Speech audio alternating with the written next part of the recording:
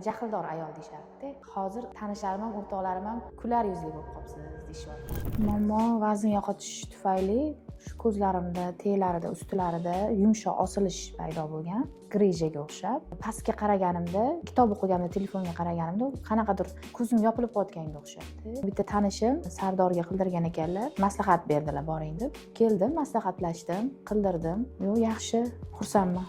Ham kuzatardim. 1 yildan beri kuzataman.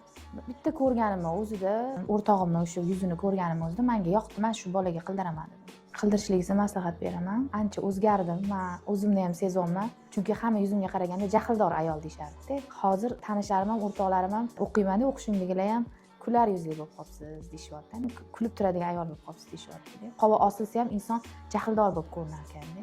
Va baraka topsinlar. Juda mamnunman, yoqdi menga. Narx kam ham, undan ko'piga arziydi. Sizlarga ham rahmat.